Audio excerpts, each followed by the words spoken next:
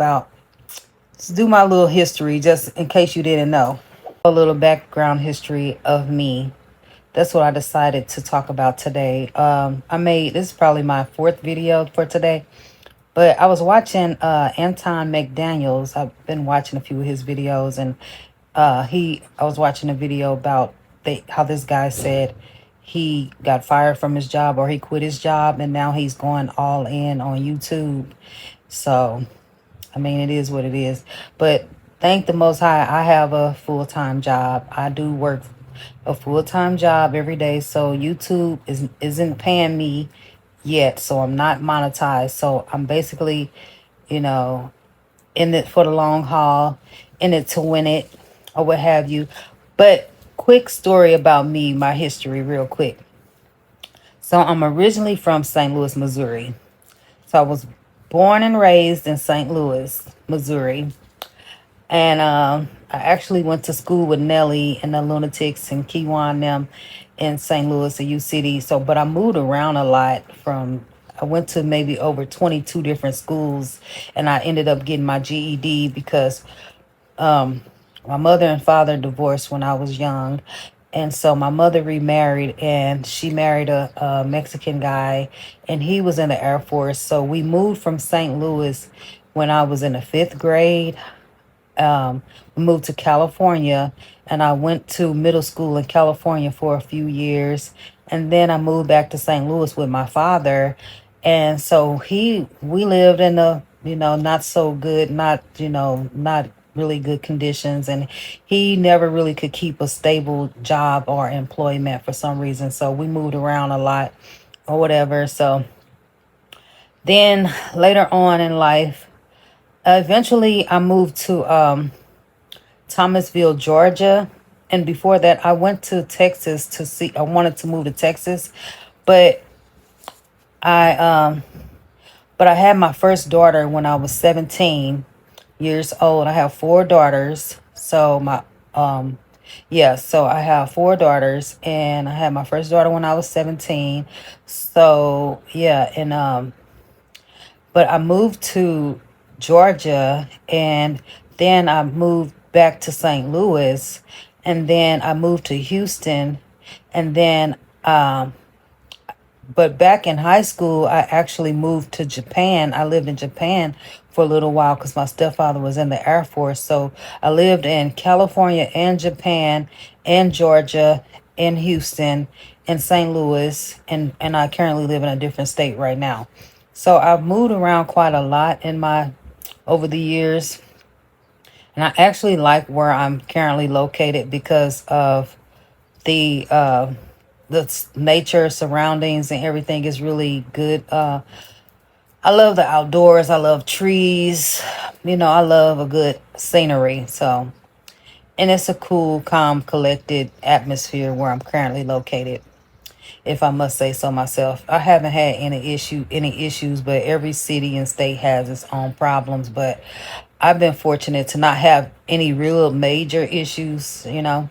So yeah, but anyway, I just wanted to let you all know a little bit about me and where I came from and where I've been and all of that. And so, but for those who have been following me and watching most of my videos, you kind of know my past a little bit or what have you. So, like, I have four daughters, and I do have three baby daddies. My first baby daddy, I really don't mess with him too much because I'm not going to talk about him, but he's not horrible, but we just not really compatible. My second baby daddy, I made a video about him that he's currently incarcerated for. Watch my story time video about my baby daddy is doing 20 some years in prison. So then my third baby daddy, he remarried. He married, not remarried. He married somebody, but he's went from, he was a good guy, kind of, sort of, and he turned into Chucky on me. So let's just say that, but that's neither here nor there. But yeah, but anyway, and right now I'm currently single, and yeah, so I believe in the Most High and the Most High only. When I moved to Georgia, I I started reading books about Buddhism, and I was on my spiritual journey. I was still trying to figure life out. I was like 35, and I moved to Georgia, and I was sitting in the park and reading books, and I was in a shelter and with my daughter, my youngest daughter. And but then I was really seeking out. I was trying to, I had questions. I had my father used to take me to church when I was younger. And, but of course, along the way, I didn't, I stopped going to church or whatever, and got out in the streets and whatever, was being fast and grown and all of that.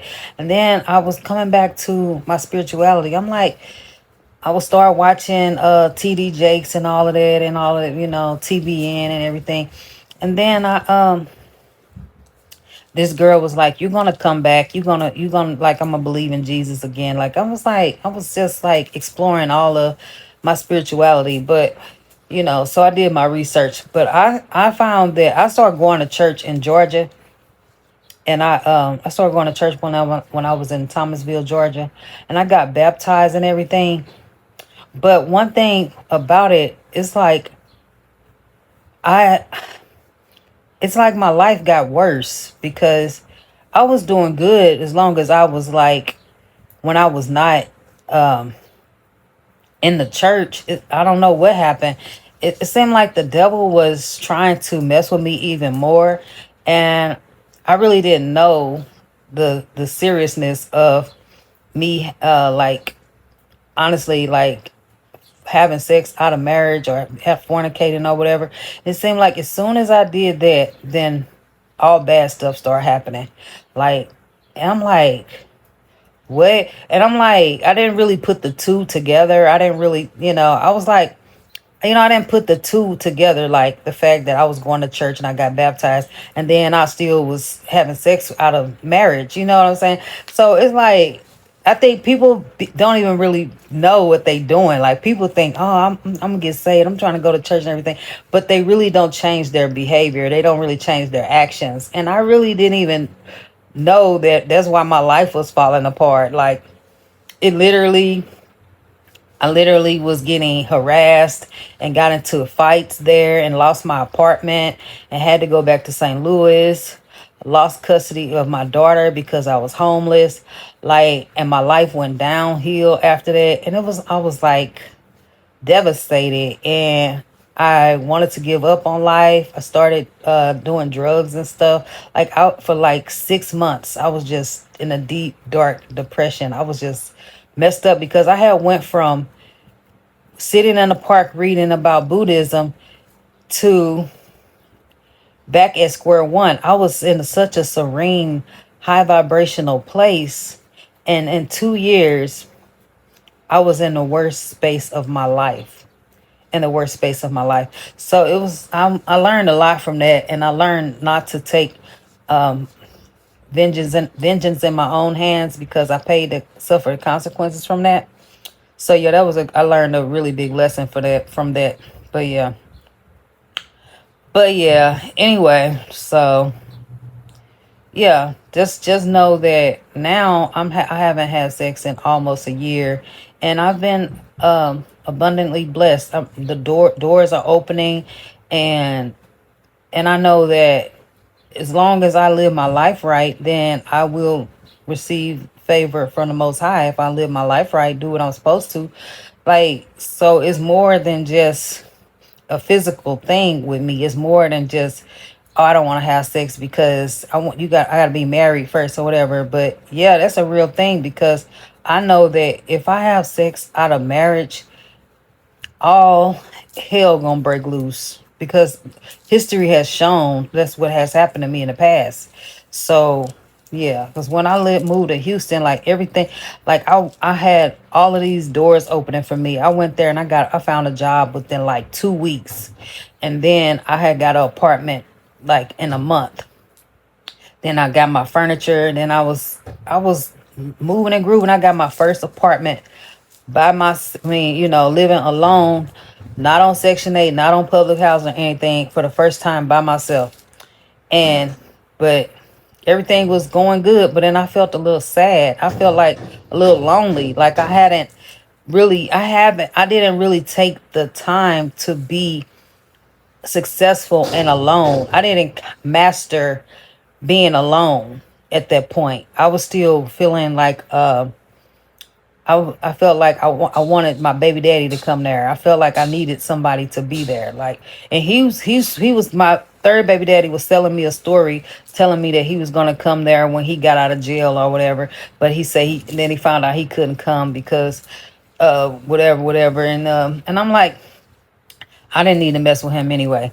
But yeah, I hope you all understand what I'm saying, picking up what I'm putting down. So I didn't master being alone in that season of my life like I was doing so good in the physical realm and doors was opening and everything because I hadn't had sex in like 6 months at that time because my ex-boyfriend, he like assaulted me, so I left him and I stopped having sex for like 6 months. Then I moved to Houston, and then everything started going in my favor and picking up and everything. But then, of course, I got lonely and depressed or whatever, and I went on app, Facebook dating, and met a young man. He came over, and the rest it was history. The rest was history, and yeah, to be continued. But yeah, so and after that, like I mean, and to this day, to this very day, that was in 2021. To this day,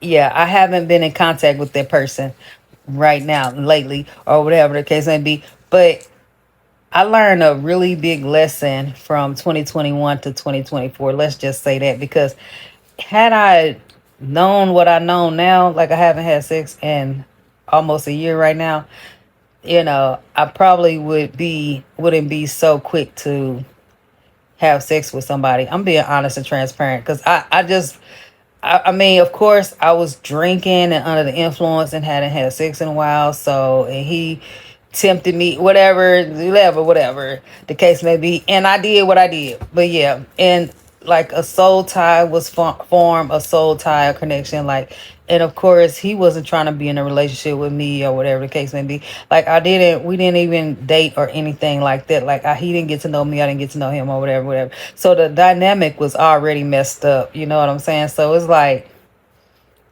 you know how that goes. So, of course, it didn't work out. But yeah, so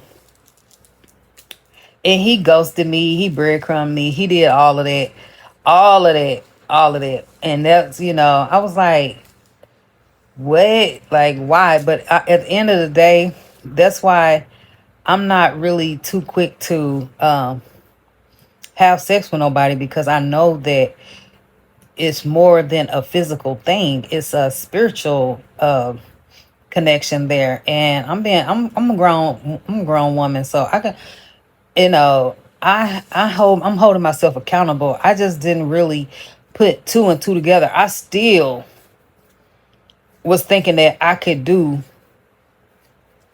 whatever I wanted to and still have a good relationship with the Most High. I thought I still could just, I didn't really know that, didn't really, know that I needed to learn how to be by myself and require more from myself and more from the person that I'm intimate with.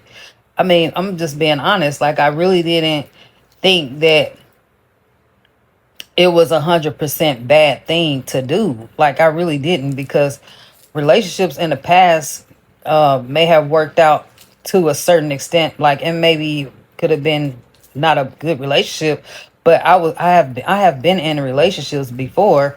So, but I know that now. I know now. Looking back on it, I can't say I would have did anything different because everything happens for a reason. So that's what has to be understood, that I can't change the past. I can't change the past. I'm just learning from the past, and hopefully you all grasp something from this video. I can't bash myself or feel bad about the past or feel down about it. I learned a really good lesson about that. Like I really have taken the time out for myself, even at 45 years old, and not and know the not only like just the physical value of not having sex with somebody that you may be attracted to or whatever the case may be, even if you use a condom or whatever, like um or not drinking or not smoking, like not only the physical repercussions of that is bad, but the spiritual repercussions or is bad, because you open a portal for the devil, for Satan the adversary, to come in and wreak havoc in your life, and it plays on your intelligence, and you know and yeah.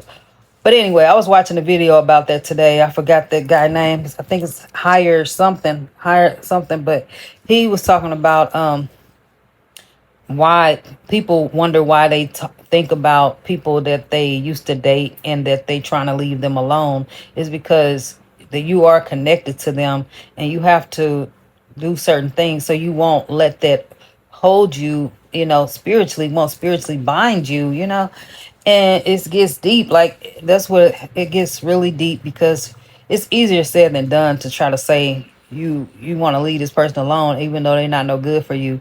People be like, move on with your life, move on with your life. Yeah, that's easy to say, but doing it and saying it is two different things. So yeah, because nobody wants to be alone, and it's either I be alone and focus my attention and energy on something else, or entertain somebody else new, or keep hope alive for somebody who has shown me their true colors time and time again.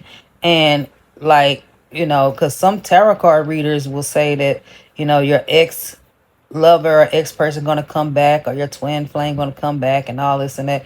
So I mean, to each their own. But yeah, at the end of the day, I'm doing what's in my best interest. And yeah, I have different requirements. I value myself more, not just my physical being. It's my whole life. This is my life here on the line. I can't let you just have my body, and you're not with me, and you're not trying to be in a relationship with me. And yeah, we're not doing that, because it's gonna mess my life up. That's what people have to understand. Women and men, we need to be married before we laying down with people and having sex with people. Because if you having sex out of marriage, out of wedlock, out of a covenant, your life is going to go to hell in a handbasket, point blank, period. And that's why people got STDs and HIV and all this stuff is running rampant and on the rise, is because people are not being responsible and not having sex the way they supposed to be having sex. But yeah, I ain't gonna hold you all too long. Remember to always keep the Most High first and be blessed. Bye.